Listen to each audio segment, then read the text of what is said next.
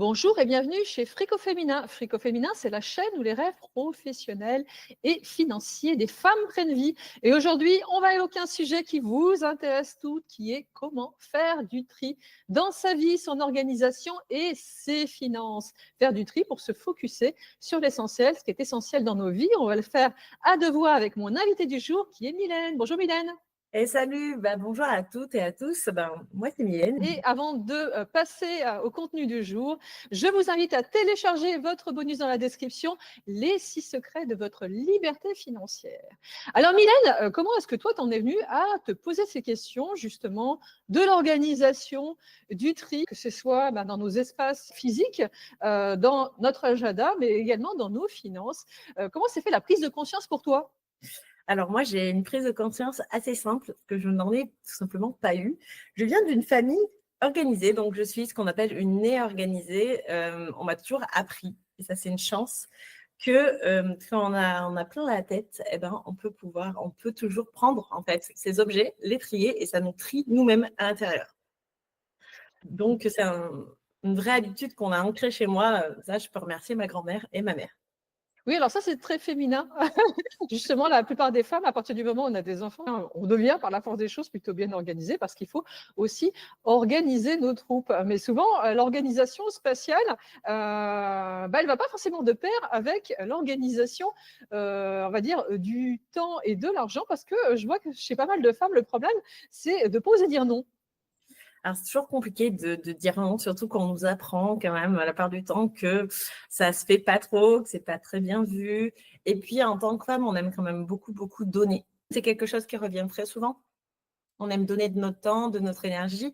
Et parfois, on se fait un peu passer en dernier, un peu comme la dernière roue du carrosse. Oui, et alors ça, ça transparaît dans tout, puisque si vous n'osez pas dire non, quelque part que vous avez peur du vide, vous avez peur du rejet, ainsi de suite, ce qui risque de se passer, c'est que vous vous retrouvez avec un emploi du temps qui est embué, vous n'avez pas suffisamment de temps pour être focus sur vous-même, et ça transparaît aussi généralement dans nos espaces physiques. Pourquoi? Parce qu'on se fait obstruer par des objets, quelque part par peur du manque, par peur d'un certain nombre de choses, ce qui nous empêche de laisser la place pour la suite. Et puis, dans nos finances, c'est le fait de ne pas toiletter les choses régulièrement pour avoir des moyens financiers pour faire des choses qui ont véritablement du sens pour nous, qui nous permettent d'aller vers l'étape d'après, et puis pour construire. Tout est relié, moi, c'est ce que je dis toujours, c'est qu'il y a bien sûr ce qu'on appelle le bordel. Moi, j'appelle ça comme ça. On a beau appeler ça de l'encombrement, comme on veut, ça reste un bordel qui nous grignote. Et tout est relié. Le bordel, la gestion du temps pro, gestion du temps de famille.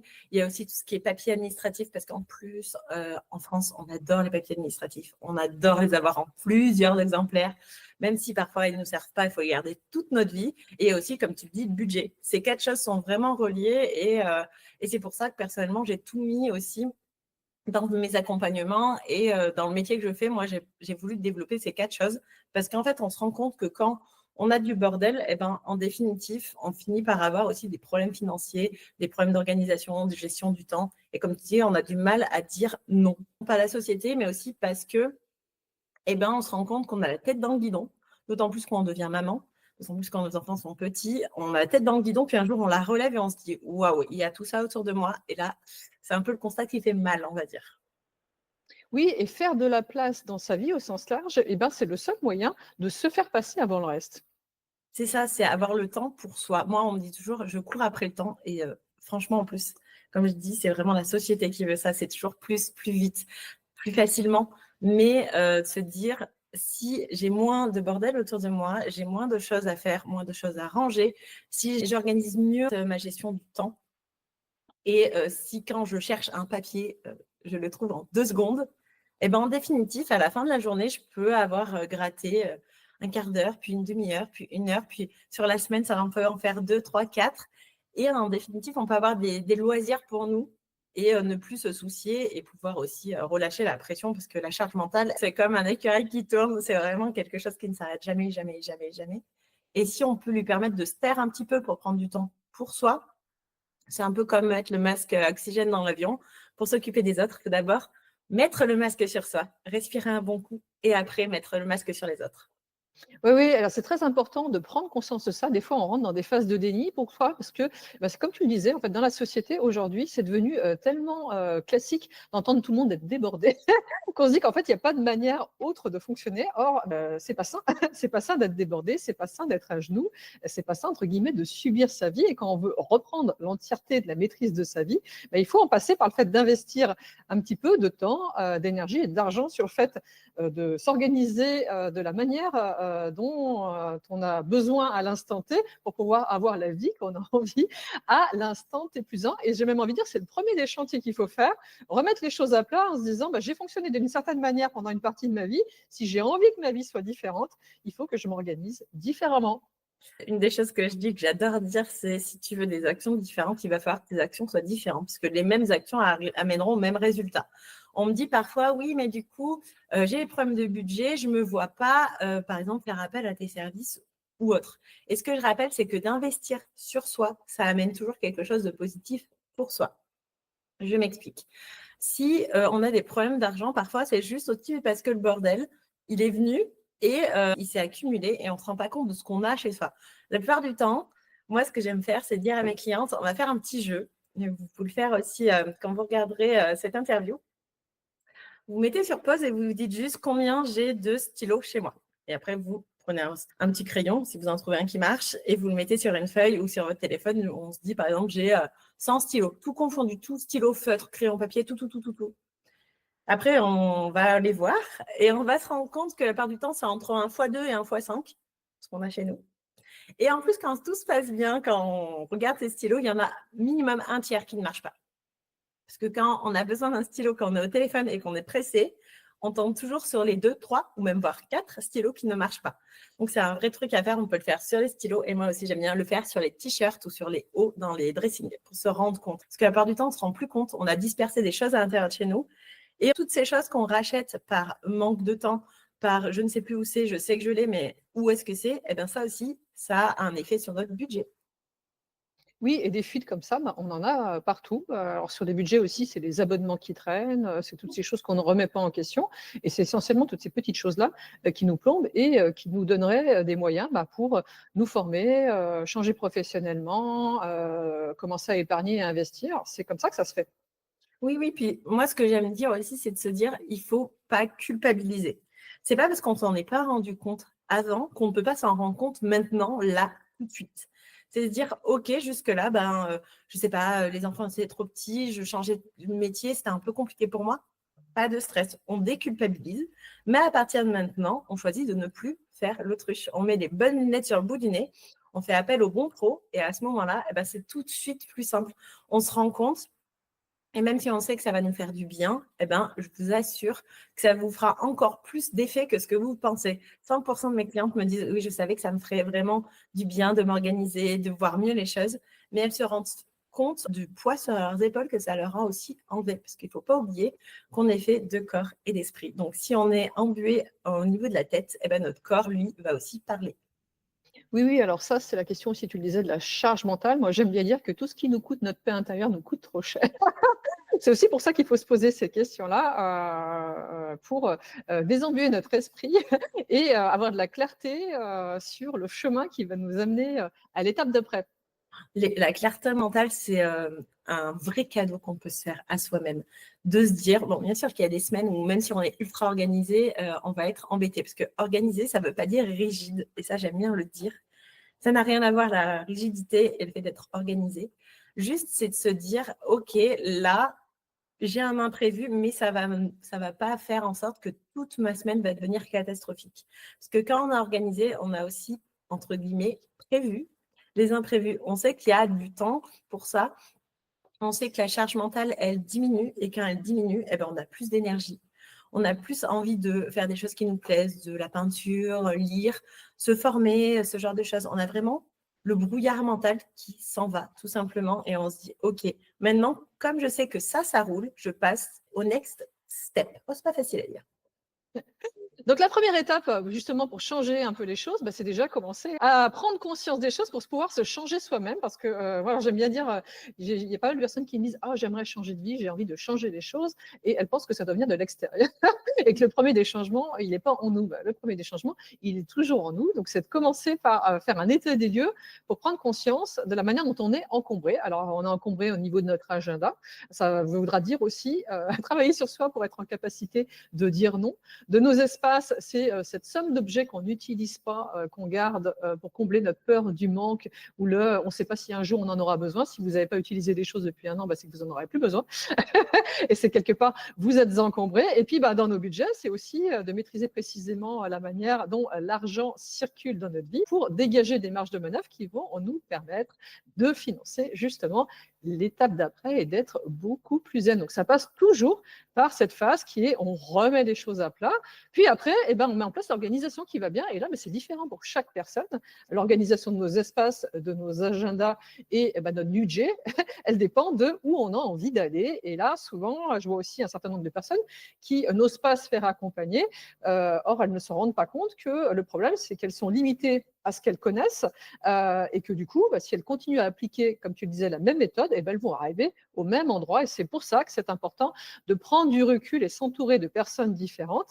Parce que si vous avez envie d'arriver à un résultat différent, il va falloir ressentir, penser, vous organiser et agir différemment. C'est ça. Puis, il ne faut pas oublier en fait que le changement peut venir que de nous, tout simplement.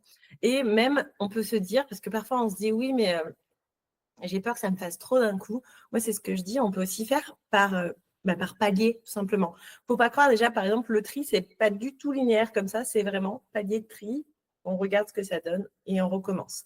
Ce qu'il faut se dire, c'est, par exemple, j'ai lu quelque chose il n'y a pas longtemps sur le 1%. Qu'est-ce que tu as fait aujourd'hui pour améliorer ta situation d'1%? Et 1%, c'est pas grand-chose, mais 1% sur 365 jours, ça fait 365% de mieux.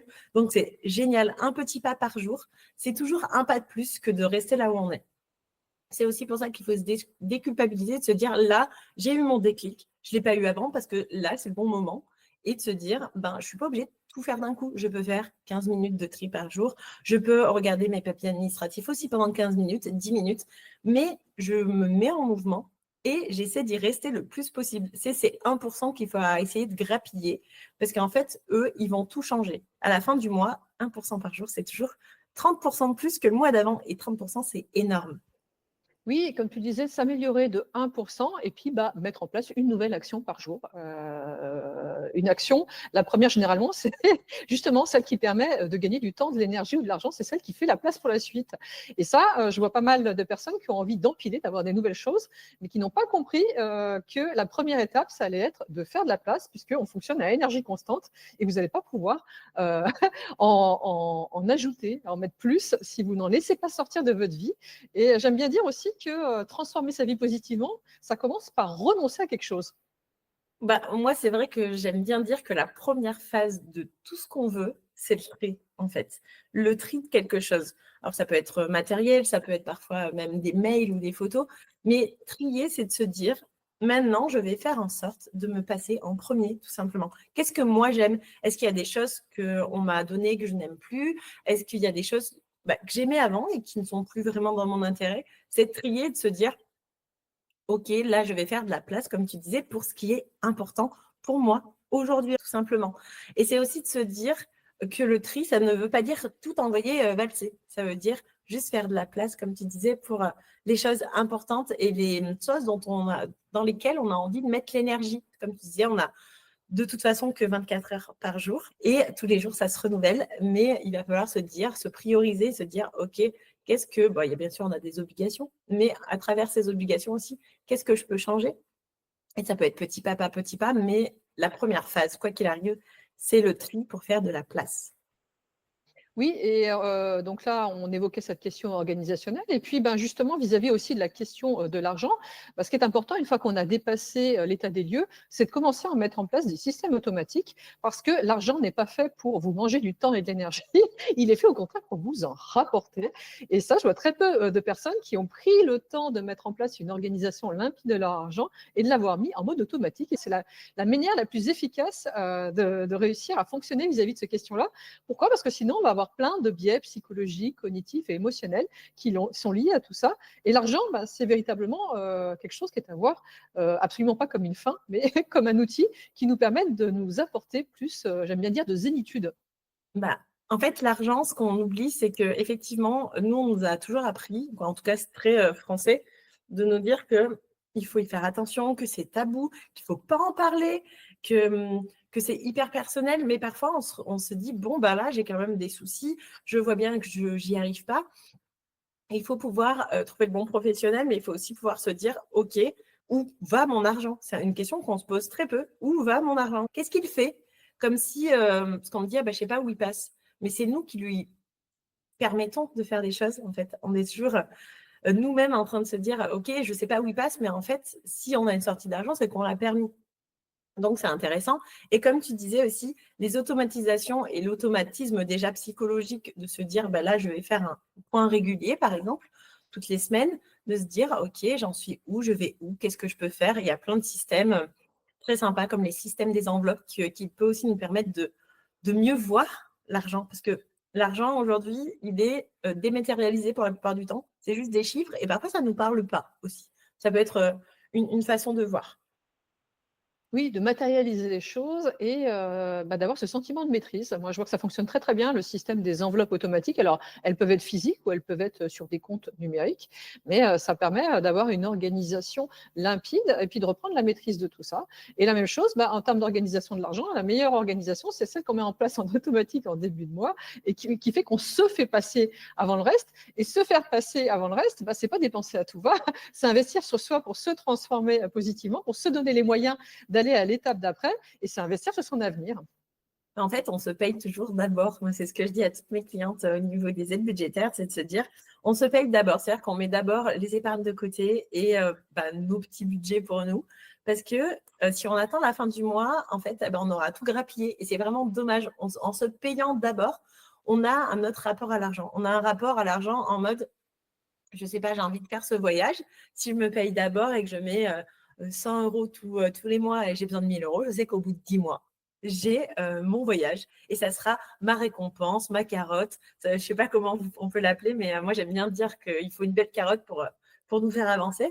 Donc voilà, c'est hyper intéressant de se payer d'abord et c'est pas forcément égoïste parce que ça aussi, c'est pas forcément bien vu. C'est juste de se dire, OK, à partir de là, ben, vraiment, j'arrête ce côté autruche. Comme tu disais, les enveloppes, ça peut être soit matériel quand on a besoin, soit aussi numérique. Aujourd'hui, on a la chance en plus d'avoir la technologie qui va avec. Donc, on peut avoir plein de choses qui peuvent nous aider à savoir où on est, où est-ce que ça va. Et même si on a un joli découvert, il ne faut pas se mettre la pression en mode « il faut que je le remonte tout de suite ». Les découvertes, c'est comme tout le reste. On va se dire « je vais y aller petit à petit, mois par mois ». Et si par exemple, il diminue de 50 euros, c'est toujours 50 euros de moins sur mon découvert. Il ne faut pas se mettre la pression en mode tout de suite parfait. Et c'est un peu le truc du perfectionniste. C'est de se dire, vu que je ne vais pas arriver là où je veux, je ne me mets pas en action. Le but là, c'est de se mettre en action, d'y rester. Et en définitive, on arrive toujours où on veut. Oui et ça renvoie à quelque chose qui est assez peu connu, qui est les biais psychologiques qu'on a vis-à-vis du temps. Parce que souvent, notre mental n'est pas du tout capable de concevoir ce que l'effet cumulé de petites actions va donner dans le temps. Or, entre guillemets, notre réussite, quel que soit le sujet, c'est toujours l'effet cumulé de petites actions. Comme tu disais, quand on souhaite désembuer son intérieur, c'est attaquer une pièce et y passer 10 minutes par jour plutôt que de se dégoûter à faire ça en non-stop pendant un certain temps. Voilà, et vous serez beaucoup plus loin que vous ne le pensez assez rapidement. Moi, je le vois aussi, j'accompagne des personnes qui montent des business ou qui se mettent à investir. La réussite en la matière sur ces sujets, c'est régulièrement faire des petites choses, tester, passer à l'action. Et c'est ça qui fait qu'à un moment, vous avez un business durable et qui tourne. Ouais, en fait, c'est ça, c'est aussi se dire, comme on disait, les toutes petites choses. Et effectivement, quand on investit, on ne va pas investir tout de suite là comme ça, mais de se dire, je vais y aller petit à petit. Et ce qui est intéressant aussi dans tout ça, c'est d'aller voir comme tu disais, des biais psychologiques. Moi, j'aime bien regarder le psycho-émotionnel, se dire, OK, par exemple, je suis encombrée, il n'y a pas de souci, il y a du bordel. OK, ça, c'est un fait, il n'y a pas de jugement, il n'y a pas de problème. Mais pourquoi j'en suis arrivée là? Parce qu'on se rend compte qu'on peut vraiment se déculpabiliser. Moi, c'est vraiment la première chose que je fais avec mes clientes, se déculpabiliser parce que tout n'est pas de notre faute aussi. En tant que femme, souvent, on nous met un petit peu tout sur nous. Et si même on ne nous le met pas, on se le met soi-même. On prend le sac à dos, on se dit, allez, c'est bon, il est pour moi. Mais comme tu disais, le mieux, c'est de faire petit à petit et de se dire, je vais me mettre en mouvement. Je vais me mettre en mouvement de façon durable. Et s'il faut être accompagné pour ça, pas de souci. J'aime bien, moi, voir les accompagnements un peu comme la première fois qu'on monte à cheval. Première fois qu'on monte à cheval, on a vraiment du mal à monter sur le cheval, parce que c'est vraiment grand un cheval en fait. Donc il nous faut un peu d'aide, il nous faut parfois un marchepied, il faut qu'on nous pousse les fesses. Et c'est un peu ça l'accompagnement. Nous, on fait en sorte de vous faire monter sur le cheval. Et après, vous avez juste à y aller, à conduire. Et vous avez fait, en fait, la partie la plus difficile a été faite ensemble. Et ça, après, c'est beaucoup, beaucoup, beaucoup plus simple de continuer d'avancer. Oui, alors quelque chose que je vois aussi souvent, ces questions liées à l'organisation, au tri, à l'administratif, à l'argent, c'est très lié à notre enfance et au fait que parfois, quand on était gamin, quand on était gosse, on s'est fait engueuler par notre père ou notre mère parce que c'était le bordel dans notre chambre, parce qu'on avait du mal à le faire et du coup, on continue, adulte, à associer ça au fait qu'on va se faire gronder, à une forme de rigidité, à des émotions négatives. Donc, si vous avez envie de changer, de rectifier le tir par rapport à ça, moi, je conseille toujours de se créer une playlist hyper gaie pour passer à l'action et désencombrer sa vie, en faire un moment de fête aussi, se récompenser au moment où on le fait, pour associer en termes d'émotion dans notre esprit ces moments-là à quelque chose de positif, parce qu'en fait, c'est positif, ça nous fait gagner énormément. Il y a beaucoup de choses à aller voir parce que moi, par exemple, je travaille aussi avec des profils psychologiques type. Alors, c'est vraiment pas pour mettre les gens dans des cases ou dans des moules, parce que si on est dans un moule, c'est qu'on a une tarte. Mais c'est vraiment de se dire, OK, je me connais mieux. Donc, par exemple, si on est créatif, on n'est pas pareil que si on est perfectionniste, on n'est pas pareil que si on est collectionneur, ce genre de choses. On a tous plusieurs profils intérieurs de nous, mais quand on les connaît, on se dit, ça vient de là. Moi, par exemple, je suis quelqu'un qui a besoin que ça soit fun.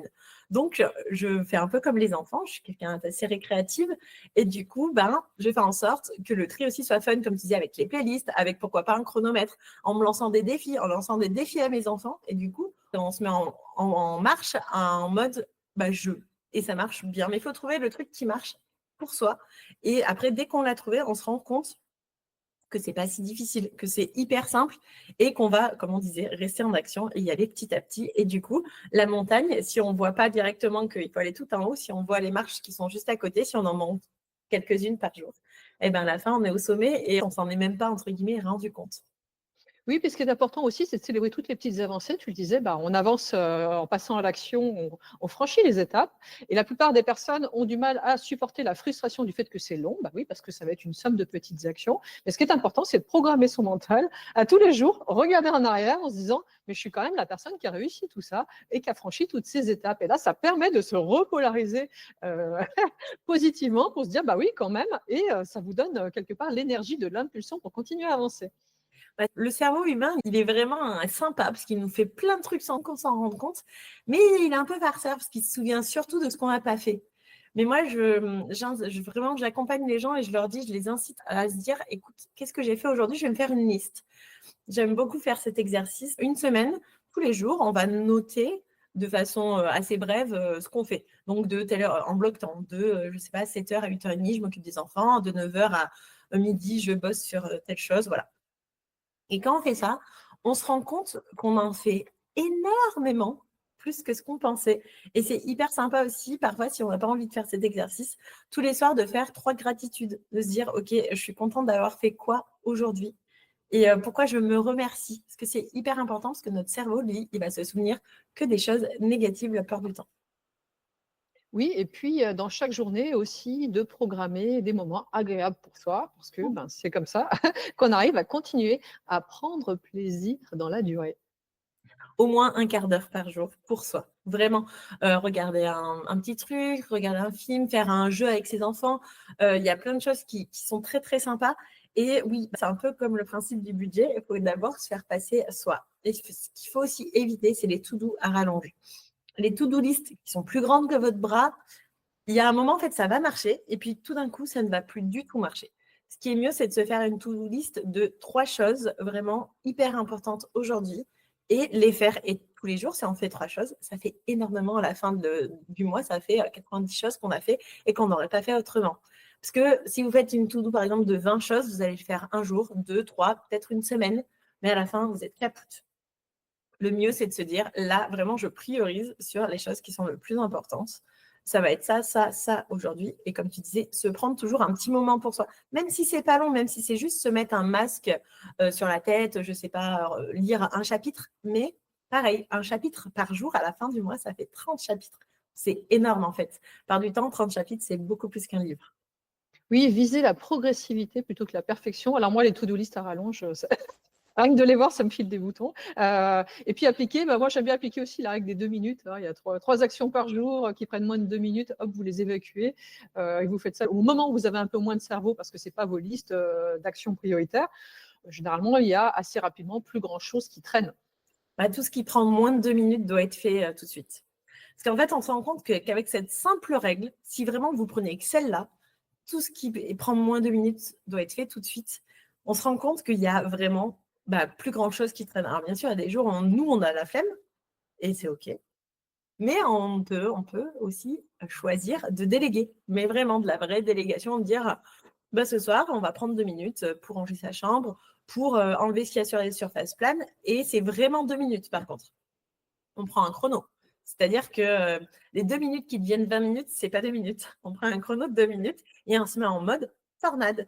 On prend un endroit de notre maison. Moi, j'aime bien parler d'abord des surfaces planes parce que vraiment, c'est le nid à bordel. Les tables, les buffets, les plans de travail. On prend 2 minutes tous les jours pour faire un peu le tour. Alors, au début, on n'aura pas eu le temps de tout finir. Puis, petit à petit, on va se rendre compte au bout d'une semaine qu'en 2 minutes, on a carrément le temps de faire plusieurs choses. Et à la fin, au bout du mois, en 2 minutes, on a fait toutes les surfaces planes, par exemple, de la maison. Et ça change tout 2 minutes. 2 minutes par jour, c'est toujours mieux que rien.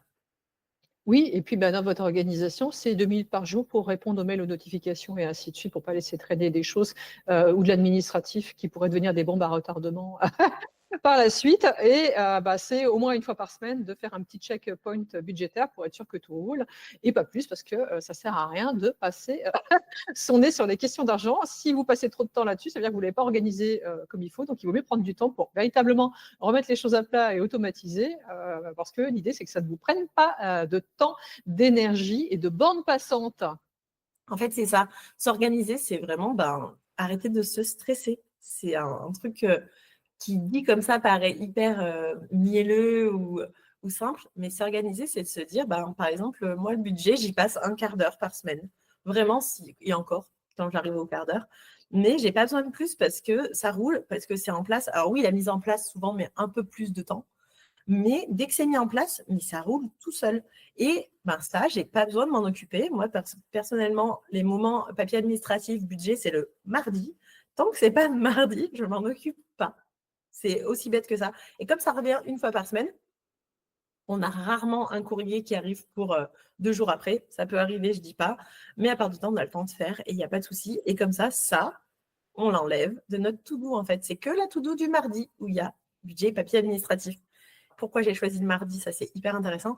Parce que si vous choisissez le lundi, il n'y a pas grand-chose qui est ouvert. Donc, il vaut mieux choisir un autre moment. Et parfois, on me dit, oui, mais j'ai des horaires un peu compliqués au boulot. On a tous des horaires atypiques au travail. Nous, par exemple, on est chef d'entreprise et les horaires des chefs d'entreprise sont souvent atypiques. Mais il y a toujours un moment où on peut, comme tu dis, prendre 2 minutes pour envoyer un mail, faire un petit appel. On arrive toujours à se débrouiller. Et comme moi, c'est le mardi, demain, je sais que je vais faire mon budget, mes papiers administratifs qui sont pour l'instant dans ma petite bannette. Et ça va me prendre 10 minutes, un quart d'heure max, parce que ça roule, parce que j'ai automatisé, comme tu disais, la plupart des choses. Et aujourd'hui, en fait, je n'ai pas de problème sur ça. Oui, et ça, c'est important aussi, comme tu disais, de fixer des moments dans la semaine qui sont affectés à quelque chose, de ne pas y déroger et de ne pas passer son temps, de passer du coq à l'âne, puisque notre mental y met plus de 20 minutes à chaque fois à changer de tâche et à s'organiser correctement pour être efficace sur une autre tâche. Donc ça, c'est une manière de voir les choses qui permet véritablement d'avancer en toute quiétude, puisque le but du jeu, c'est ça, c'est d'être zen. En fait, le but de tout, je crois que c'est ça, c'est d'être zen. Mais là, c'est très intéressant ce que tu dis. Moi, j'aime appeler ça le yo-yo mental. Alors, le yo-yo mental, c'est assez simple. C'est par exemple, on décide d'aller ranger la chambre de son enfant et on se dit, bon, ok, ben, je vais par exemple enlever ses draps. J'enlève les draps, mais je marche sur un Lego, je change le Lego, j'enlève les draps, je vais les amener à laver. Au moment d'arriver à laver, je vois que ma autre lessive est déjà en train et l'autre est sèche. J'enlève ce qu'il y a dans le sèche-linge, je mets dans le lave-linge. Puis à ce moment-là, il y a quelqu'un qui m'appelle pour un courrier, donc je le fais à ce moment-là. Et en définitif, au bout de 3/4 d'heure, j'ai rangé 2 Legos et j'ai enlevé les draps de la chambre, mais la chambre est toujours un bordel et surtout, il n'y a pas de drap dans le lit pour le soir. Je m'en rends compte au moment de coucher les enfants si tout se passe bien. Ça, c'est ce qu'on appelle le yo-yo mental. C'est tout commencer sans rien, en fait, finir. Et c'est là où on perd du temps, de l'énergie, de l'argent, parce qu'en fait, on est toujours, toujours, toujours en train de courir. Par exemple, si on décide de faire une chambre, même si c'est que 10 minutes, même si c'est que 5 minutes, même si c'est que 2 minutes, on n'en sort pas. On évite le yo-yo mental en se faisant des petites actions. Quand on va arranger une chambre, on prend une caisse de linge vide et tout ce qui ne va pas dans la chambre, on n'en sort pas. Donc, tout ce qui ne va pas dedans, c'est dans la caisse. Et comme ça évite de faire des allées-venues, de tout commencer et surtout de ne rien finir. Bah, écoute, je te remercie parce que je pense qu'on a donné plein de clés là, justement, sur la question de l'organisation. Et ces questions organisationnelles, bah, en fait, elles fonctionnent pour l'organisation de nos vies, de nos espaces physiques, de nos budgets. Et puis, bah, si vous êtes entrepreneur aussi, c'est exactement la même chose. Ça fonctionne de la même manière. Et moi, je vois que justement, les problématiques qui s'expriment chez des personnes sur un sujet bah, s'expriment sur tout. Donc, c'est très, très important d'en prendre conscience pour le dépasser parce que, bah, encore une fois, il n'y a aucune fatalité. Des routines qu'on avait qui ne nous amenaient pas au bon endroit sont tout à fait reprogrammables par force de prise de conscience et de mise en place de nouvelles habitudes pour réussir à aller à l'endroit où vous avez envie d'aller. Et là, comme tu le disais, pas question de rigidité. Ce qui est important aussi, c'est de savoir où on a envie d'aller. Je vois qu'il y a pas mal de personnes qui ont du mal à avancer, tout simplement parce qu'elles ne sont pas aussi au clair sur ce que ça va leur permettre de gagner et qu'est-ce que ça va leur permettre d'accomplir. Parce que finalement, c'est véritablement ça le but du jeu. Oui, en fait, on se rend compte que tout est lié. Tout est toujours lié. Moi, j'avais une de mes clientes qui a fait appel à moi et je trouvais ça hyper intéressant. Elle lançait son entreprise, mais avant de la lancer, elle voulait se mettre au clair chez elle. Elle avait besoin d'un atelier parce qu'elle faisait des choses de ses mains et elle n'avait pas d'atelier et elle sentait que sa maison était assez grande, par exemple, pour avoir un atelier. Donc, avant de lancer son entreprise, elle a fait le clair chez elle. Par exemple, on a organisé l'intérieur de sa maison, on a organisé son emploi du temps, on a organisé tout ça ensemble. Et quand elle a lancé son entreprise, tout de suite, c'était plus simple pour elle parce qu'en fait, tout est lié. Le tri amène la gestion du temps, qui amène les papiers, qui amène le budget. Tout ça, c'est un global. La plupart du temps, on choisit des portes différentes. Et quand on est entrepreneur, c'est pareil. On se dit, j'ai l'impression que c'est pas relié, mais moi personnellement, je travaille dans mon salon et si j'ai besoin de travailler, je peux pas avoir des objets qui me parlent parce que les objets parlent, ils nous disent arrose-moi, répare-moi, occupe-toi de moi, il faut que tu me recharges, ce genre de choses. Donc c'est vrai que tout est lié et peu importe la porte qu'on prend, il y a un moment, on va retomber sur les mêmes entre guillemets portes et on va se voir que tout est vraiment imbriqué et c'est un grand puzzle, tout simplement. Où est-ce qu'on peut te retrouver, Mylène, sur Internet pour que tu nous partages tes bons conseils? Alors moi, je suis principalement sur Instagram et sur YouTube. Donc c'est Mylène Guillot, Guilhot, homme, Hom. Et je fais des petites vidéos. Alors, ma chaîne YouTube n'est pas très, très grande encore parce que ça fait pas très longtemps que je l'ai lancée. Et sur Instagram, vous retrouverez plusieurs fois par semaine mes conseils. Eh ben, je te remercie parce que tu vas en aider beaucoup avec tous ces éléments-là. Moi, je vois que c'est problématique chez à peu près 100% des personnes que j'accompagne. Il faut aller taper dans ce sujet-là, qui est celui de l'organisation, pour pouvoir bâtir la suite. Et puis, je vous invite à nous mettre un commentaire, à nous mettre un pouce pour soutenir cette création de contenu et à remplir le petit questionnaire que vous trouverez dans la description de cette interview pour me faire part des prochains sujets que vous aimeriez qu'on évoque chez Frico Féminin. Et je te dis à très bientôt et merci à toi. Merci beaucoup à toi et à très bientôt.